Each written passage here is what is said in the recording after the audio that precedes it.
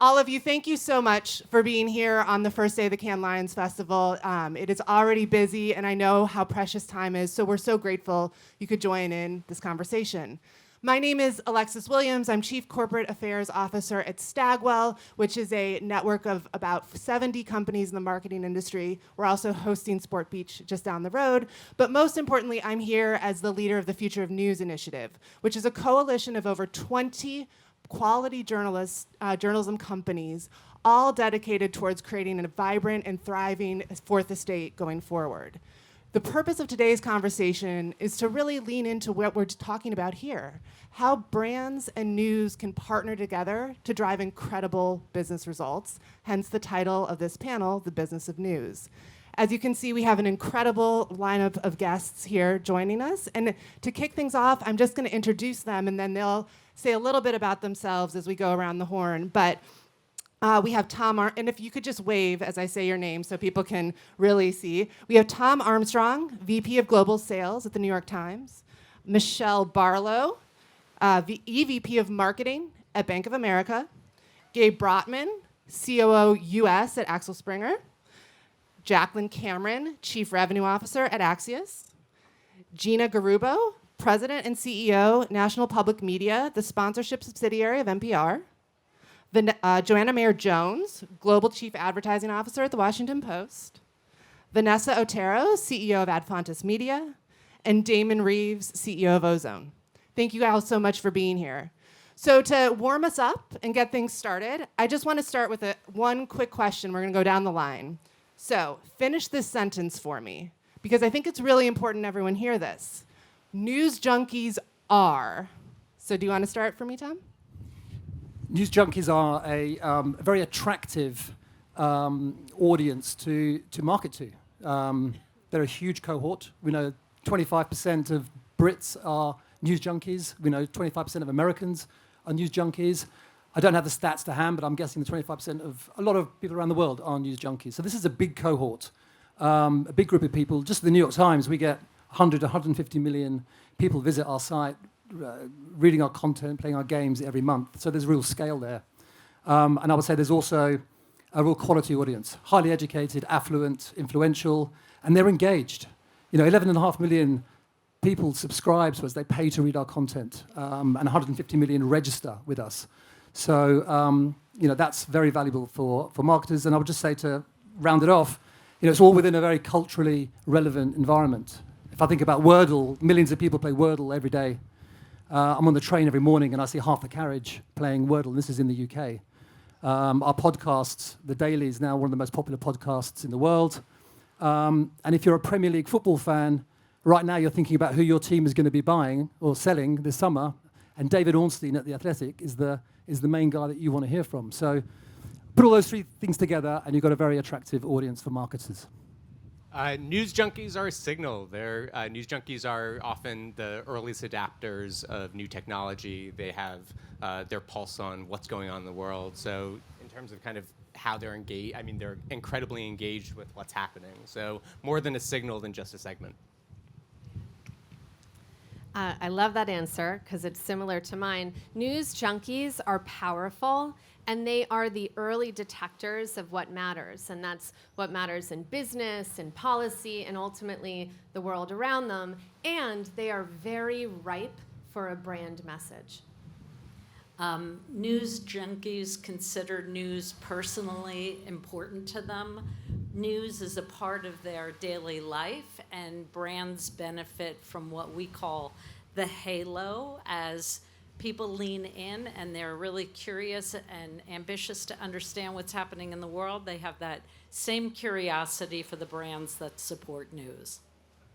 Yeah, I think we're saying the same thing. This is an incredibly valuable audience that curious, intellectual, engaged. From a brand's point of view, that's exactly who you want to be, in front of. I love the idea of that early adopter as well. I think that rings very true. I think the other thing that's important as well as like the news junkie sort of demographic is to think about the context of the environment that they're consuming content in. So news junkies are these, hugely valuable, but they're also in trusted environments. So their mindset, and therefore from a marketer's point of view, that relationship gets even stronger. So I'll try not to repeat because a lot of what's been said, but I think news junkies are opinion shapers, right? They're everything that everyone just said. They're educated, they're curious, they're looking for trusted environments, and they're looking for those trusted environments to find ways to dispel some of the other myths and the misinformation that's out there. So being in a trusted environment as a brand like Bank of America, who we live on trust, it's very important to us, but I'll just go to the punchline. News can be a safe environment for advertisers as well. I think a round of applause for news can be a safe environment. Vanessa, sorry. News junkies are information seekers, which is why I think ads are so effective on news consumers. We put information in front of them, they're ready to receive it. They're also good compartmentalizers, which is why I think they don't create negative associations between, sometimes heavy, difficult news content and the ads. I'm a news junkie through and through. So we say, they are news junkies, we are news junkies. I am always seeking out information, and it can be something that's, important, hard, terrible, like geopolitical conflict. And then in the same moment, I'm like, I also need a dress for Cannes. Information seeking and compartmentalizing. News junkies are curious, and they're also well informed. So in their social groups, they are influential. And I think that's important, particularly from a marketing point of view. That's great. Well, thank you all. And now we're going to dig into some questions. And I think, Michele, we're going to start with you, because you sort of started exactly where at the beginning, which is in your seat working for Bank of America. I've had the privilege of working with you for some part of 15 years in a range of different capacities. But tell us, what about news is so valuable to you, and how do you really think about leveraging it as part of the larger marketing mix? So let me just start by saying one thing, Alexis, and Please. My point around news can be a safe environment, and I think this is important for us, but probably other brands. If you've built the environment to ensure that your content is safe. So at Bank of America, we launched a brand safety and suitability practice 7 years ago. So we've been looking at brand safety and suitability for 7 years, work with amazing partners to ensure that our content is being seen in the right places, have the tools in place to quickly identify if it's not. So that was sort of table stakes for us, especially in the environment we were moving into. And here we are 7 years later, and it's never been more important. So we've built a very strong foundation. Having said all of that, a lot of what folks have talked about here, news is a very important audience for us. And for us at Bank of America, we have a very unique set of audiences. We're banking, kids who are just coming out of high school all the way up to the biggest global companies in the world, and kind of everywhere in between. And yet news is a place where we can find commonality. It's a lot of what folks were talking about here in terms of curious, loyal. They are affluent. And they can seek out misinformation very quickly. So for us, as we look about the mix of where we want to be, news is still also real-time programming, right? It's contextual. And what you were just saying a little bit earlier, when we think about news and news programming, it's also how do we leverage our incredible thought leadership and the expertise we have in delivering financial expertise. We were just chatting a little bit about this morning. And so it gives us a platform not only to get our message out, but also to demonstrate our expertise in an authentic way that also helps to build the trust. And I will say the halo point that was made earlier is an important one for us. Yeah, that combination of the audience plus the trust, then the halo that comes around by being there, and only there. You can't really replicate it anywhere else. So going to that note about productization and ways people can show up, I think, Gabe, for you work for Axel Springer, a huge global publisher. Springer. I tried. Tell us a little bit about what are some of the products and innovations you're doing within the portfolio that you think are really breaking through from a monetization standpoint? Of course. So at Axel Springer, 80-year-old publisher that was pretty much born in the ashes of the Holocaust. And what we were very mindful of is thinking about how to build audiences and build brands. Don't think about distribution, and really, focus on trust, focus on voice, and the relationship between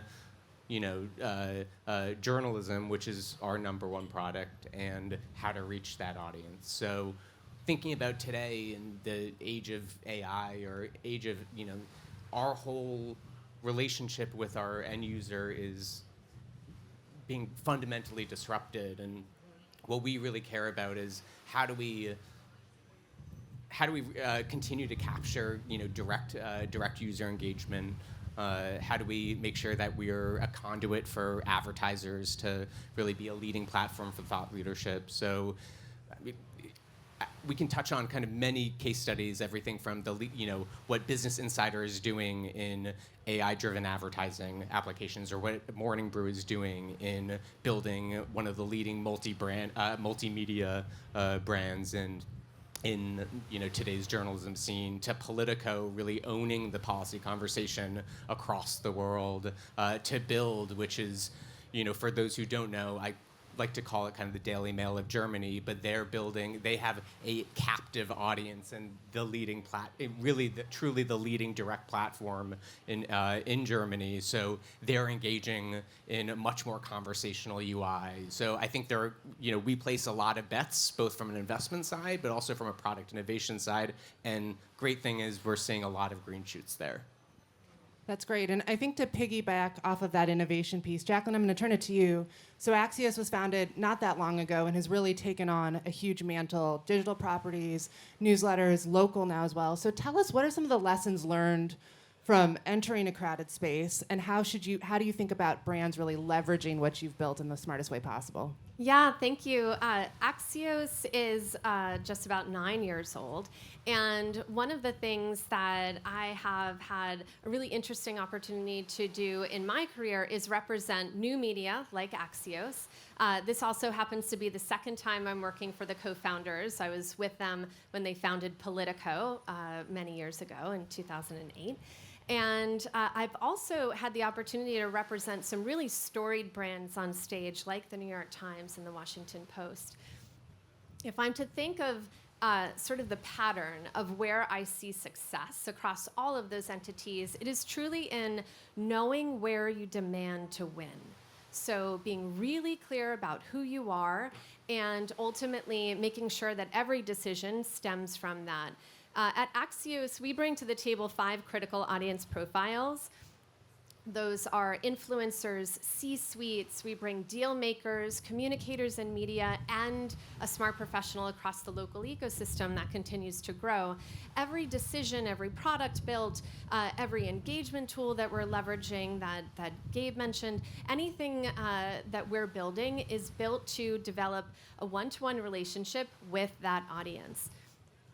From the business side of things, it's also really important for us to focus there, because it's important for me to talk to folks like Michele and her team. She's been a long partner of Axios' since the very beginning. And Politico since the very beginning. I think one of the reasons why the relationship continues to grow and become more textured is because we know who we are. We also know who we are not. And so we bring that to the table, and we ensure that proposals are built on that, and ultimately help Michele and the Bank of America achieve their strategic solution. That's great. Now, Joe, I want to go to you. Yes. And you two have had a incredible career working across news in a range of different publishers. The Washington Post is really on a transformation journey. So tell us about some of the tech and tools, and also how is that making it safer, from your opinion, for brands to feel comfortable engaging in hard news environments? You're right. I've spent nearly 2 decades working in news, and I actually think that this moment is possibly the most exciting for news publishers, because the thing that we've always had in spades is trusted quality content. And I believe the demand and the need for that trusted journalism is going to become even more significant, especially as the role of AI-generated content accelerates. So publishers are just in this amazing spot right now where they have the ability to build new tools. We built Ask the Post, our own LLM, off of our archive for a really trusted, dynamic engagement with audiences. And we also have already all of this, 150 years with the Post, but these deep very meaningful relationships with our audiences. So the combination of that unknown audience, quality content, and then at the Post we have the technologists, I think, that is something that we've been sort of renowned for. Our CTO came from Apple and Uber, doesn't have a news background, doesn't see some of the legacy news challenges, and is building. So, and just for like historically, when I think about some of the trends that have happened in our category, we were talking about this over the last decade, 10 years, 15 years, I felt like they always were happening to news versus news being at the forefront of them. We sort of ended up maybe not in the best arrangement with social media. Like there have been times where we haven't taken control. And I feel like right now with the partnerships that we're creating with OpenAI, with the tools that we're building internally, I think publishers, and specifically news publishers, are on the front foot. And that to me is fantastic. We're building, we're innovating, and then we get to bring partners along with us. So from a brand's point of view, to be part of that, moment of innovation, of reinvention, of the commitment to make sure that we are still here in 150 years, partners are responding very well to that. That's fantastic. And so with that, Damon, I want to turn to you and turn to, in the vein of innovation, talk a little bit about Ozone, but then importantly, what is the gap you're filling that you think can really help brands engage with quality news environments? Sure. So Cannes, we launched in Cannes 7 years tomorrow, so it has a bit of a special place for Ozone. Ozone, so web publishers create exceptional, high-quality content to meet the needs of their audiences that are highly engaged and attentive that we've been talking about. Ozone's job, our purpose for our shareholders, who are all news publishers, is to curate that attention and engagement for the benefit of marketers at scale, so that we can better compete with budgets that would otherwise be going to social platforms and big tech that doesn't have the same level of engagement and attention with their audiences that we do. So the amount of time that's spent there is not the same, same quality as what we get in news environments. It's an incredibly powerful proposition, and buyers do engage with that. I think we're on a journey of just continuing to, bang the drum, continue to kind of meet the needs of the marketers, that in turn will start to drive more budgets back into news environments that are otherwise being lost. That's before we get into all of the trust issues that, unfortunately, it feels like not all media channels are held to the same standards, which I guess is the Stagwell research is really highlighting. That's very, very helpful. And just tell us, who is in the Ozone Consortium, just so everyone knows? Well, we've got, I think we're about 55 publishers, predominantly UK, US, but they're around the world. Our 4 shareholder publishers are The Guardian, The Telegraph, News UK, and Reach PLC, so all originated in the UK. That's great. Thank you. Now, Gina, over to you. So NPR in the United States is sort of like the lifeblood of communications. People turn to NPR for everything from the weather to what's happening in the world. So talk to us a little bit about, I think NPR was really on the forefront of things like podcasts, product innovation. Talk to us about how that product innovation is being received by advertisers and how you've really been early adopters given the scale and reach you do have. Yes, so NPR is a leader in audio journalism in America, and podcasts are an exceptional way for brands to speak to our audience. We have a custom production unit within our for-profit sponsorship subsidiary. We create all kinds of audio vignettes. We produce them in the voice and tone of the brand, so they can speak authentically and intelligently. Our biggest project right now, we are creating a 12-part podcast series for ARM Technologies. They design what goes into chip manufacturing. Their CEO, Renee Haas, every month will interview a technology dignitary and really go behind the scenes. We recently had the CEO of NVIDIA, AI Scale. So this is a very different way for a brand to be able to tell their story. And because it's audio, there's a very human connection. So as intellectual as it is, it also brings an emotional response. It's been very successful for the brands we work with. That's great. And then, coming to you, Tom, I think where you started was speaking about the diversity of the opportunities and platforms you have within the Times, which piggybacks nicely off the audio comment. But you have The Athletic, Times, Times Audio, Cooking, all of these pieces. How do you think about the totality of that and what that presents as an opportunity for brands in your ecosystem? Well, I think to start off with is to say that the news business is absolutely core to what we do. I loved what you said earlier about having a real sense of purpose or standing for something. And the mission that we have at the New York Times, a lot has changed with the New York Times over the last 10 to 15 years, but one thing that hasn't changed is the mission, which is original, independent, on-the-ground, reported journalism without fear or favor. And so news is absolutely core to the business. It's the foundation of everything. And it's growing. It's becoming more and more. It's becoming more and more popular. We can see every month that more and more people are engaging with news stories, even more than they were before. And I think that's because they really care about what's going on. They care about society. They care about what's happening in the world, and they want to engage with it. They want to understand what's going on. But at the same time, we do also recognise that people have lots of other interests, and so I think the idea for us was to scale and replicate the success of the news business across other categories like sports, cooking, games, and shopping, and really create this sort of portfolio of brands. And the portfolio is designed to mean more to more people. And if we can do that, we grow our subscription revenue and we grow our advertising revenue. That's great. Now, Vanessa, for you, I have a hard one, so it's a two-part question. Because I think we need to hold two pieces when we talk about advertising and quality news environments. So the first is, how do we ensure our brands are safe in those environments? And how do we make sure that we are going to reach the audiences we want without any downside? The second is, how do we compare the results and efficacy of advertising and news? So because I think it's really important that news is not just a great and important platform for all countries to have free and fair news, but it's also talking about the business value, because sitting in Cannes, all marketers are under a lot of pressure to deliver on their results. So I'd love if you could touch on both of those pieces for us.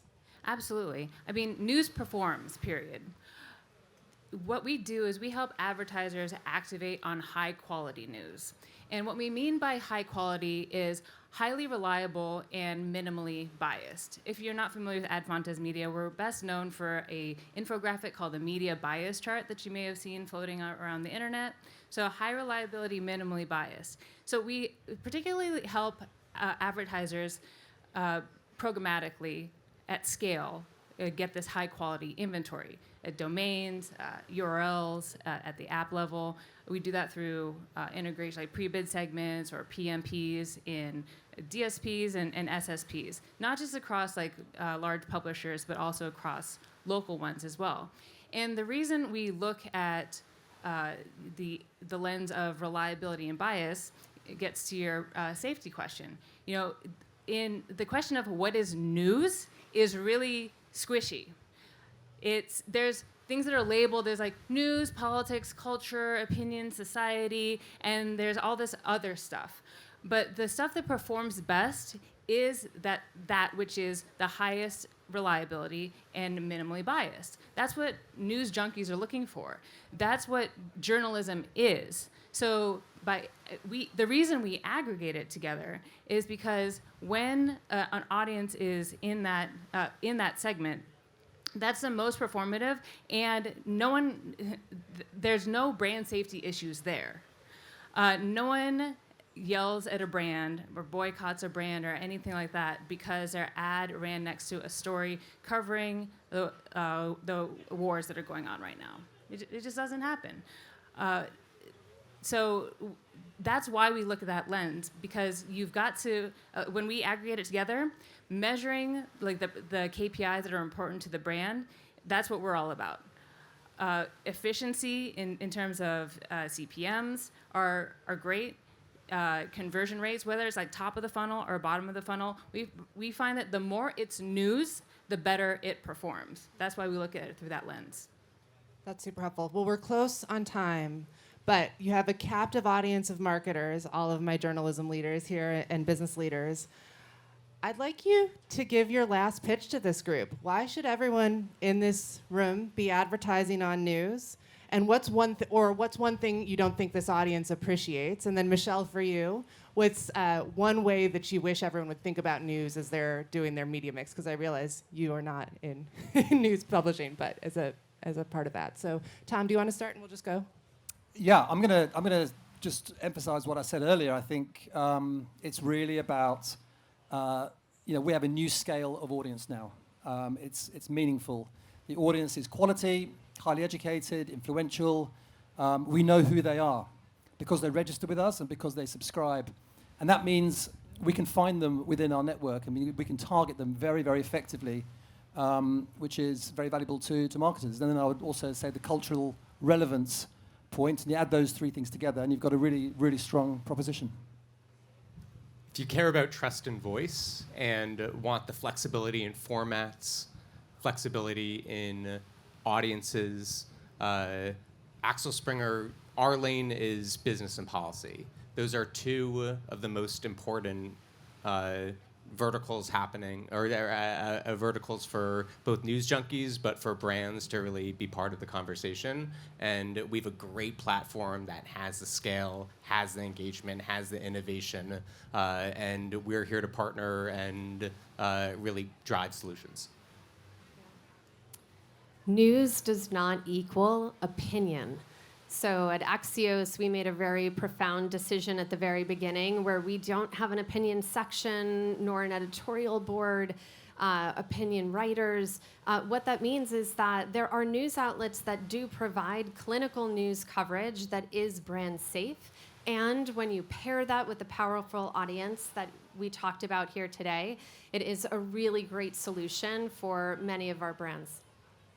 So news reaches an audience that is so engaged, and as I said before, this audience appreciates the brands that make it possible. At NPR, 76% of our listeners appreciate the brands, and I grew up in media. I was even on the buy side for a few years, and it's rare when brands are just really acknowledged and appreciated like that, and news makes that happen. Thank you. We've all said a version of it, but news is not a monolithic thing. News is lots and lots of different coverage areas. And I think what we do at the Washington Post is we allow you to connect in a really meaningful way with those audiences. That could be in an event, it could be live, it could be through our digital ecosystem. But really what we're doing is bringing people together across the things that they care the most about. So yeah, I'd say that was my pitch. Okay, I'll break up this little pussy here. Break up the pitch fest. I guess I would say two things for the brands. It's really about balance, and what I mean by that, it's having the tools to keep your brand safe, as I spoke to earlier, but it's also the data. So the work that Stagwell has done to really dispel some of the myths as brands has been invaluable. And then the second thing I would say is for the trusted partners here on the stage that I've worked with, these platforms do take brand safety very, very seriously. And they are great partners. They are willing to work with you to find new formats, find ways that are unique and authentic to your brand, because as we've talked about the halo, it's equal on your side as well. So I would just say, ask the tough questions. We ask them all the time. And these guys will be honest and say, we can't now, but let's see what we can do together. Journalism is the infrastructure of the media ecosystem. And our current moment is extremely important. I think we all know how important journalism is. I don't have to convince you of that. But what I want to impress upon the folks here at Cannes is that you have an enormous amount of power to fund more of that journalism. And the reality is that a lot of brands are sitting out news completely, or they're so careful about it that they're effectively sitting out of it. But it's so easy to test now. Like, it's not 2019 anymore. We can just press some buttons and test and see the great performance in news. So when you go back, you have something to do. Like, you have the power to really influence how journalism in the United States and Europe and internationally moves forward. Thanks. So for all the marketers there, for me, think of a news audience or a news junkie as being the crown jewel of the audience in your marketing plan. They're the ones that are curious, they're informed, they're engaged. They are the audience that you want to see on all of your media channels, or trying to find on all of your media channels. But you can capture them in news environments. Great. All right, well, I'm going to do a quick recap of little snippets from each of you, and then close us out. But we'll start, and these are in random order, so no one's going to know when they're coming up. But Gabe, you said news junkies are the signal, and it's really the leaders in culture, which is a really important audience to reach. Michele, you said opinion shapers are looking for a deep connection and also a place of commonality, and they can find that in news.